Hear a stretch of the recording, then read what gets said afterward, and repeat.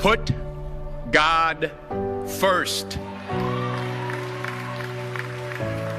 Put God first in everything you do. Everything that you think you see in me, everything that I've accomplished, everything that you think I have, and I have a few things, everything that I have is by the grace of God. Understand that. It's a gift. 40 years ago, March 27th, 1975, it was 40 years ago, just this past March, I was flunking out of college. I had a 1.7 grade point average. I hope none of you can relate. I had a 1.7 grade point average. I was sitting in my mother's beauty shop. They still call it beauty shops now? What they call it now? Yeah, I was sitting in the beauty parlor. I was sitting in my mother's beauty parlor, and I'm looking in the mirror, and I see behind me this woman under the dryer. And every time she looked up, every time I looked up, she was looking at me, just looking me in the eye. And I didn't know who she was, and I said, she said, somebody give me a pen, give me a pencil, I have a prophecy. March 27, 1975, she said, boy, you are going to travel the world and speak to millions of people. Now, mind you, I was flunked out of college. I'm thinking about joining the army. I didn't know what I was going to do, and she's telling me I'm going to travel the world and speak to millions of people. Well, I have traveled the world, and I have spoke to millions of people. But that's not the most important thing, the success that I had. The most important thing is that what she taught me and what she told me that day has stayed with me since. I've been protected. I've been directed.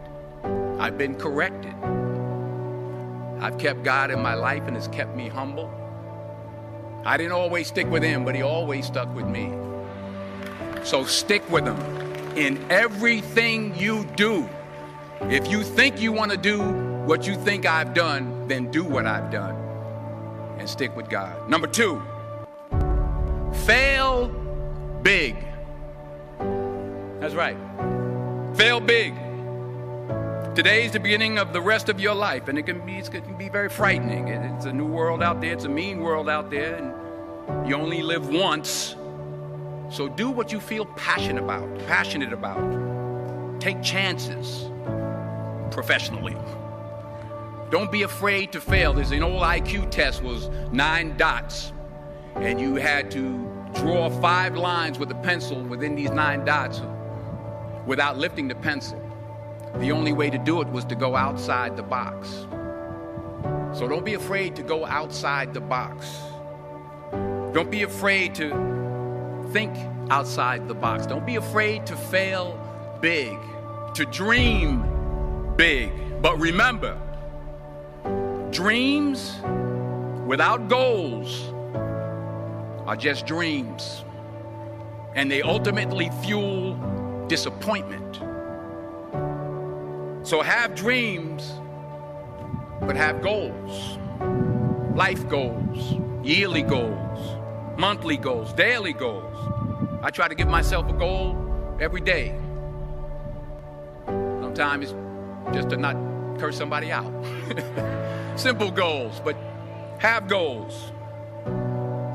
And understand that to achieve these goals, you must apply discipline and consistency.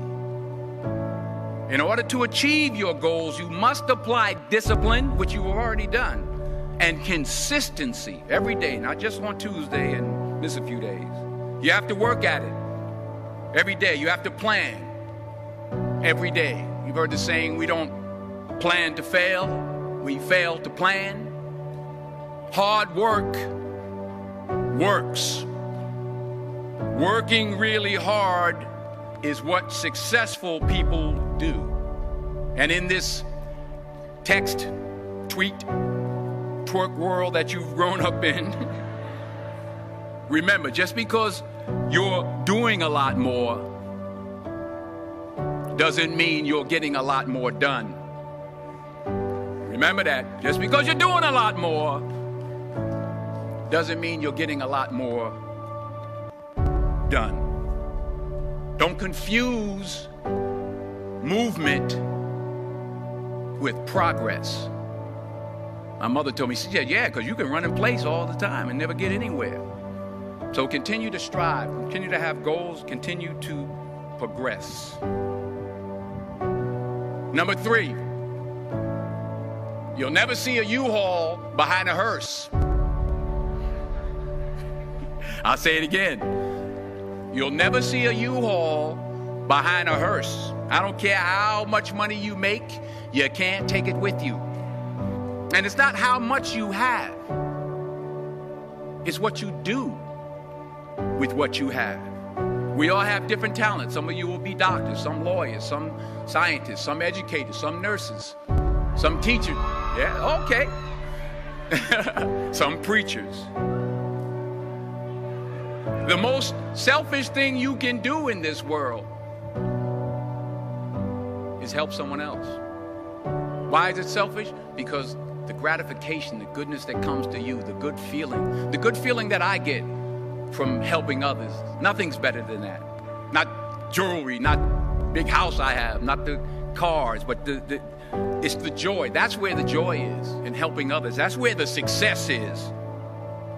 Finally, I pray that you put your slippers way under the bed tonight, so that when you wake up in the morning, you have to get on your knees to reach them.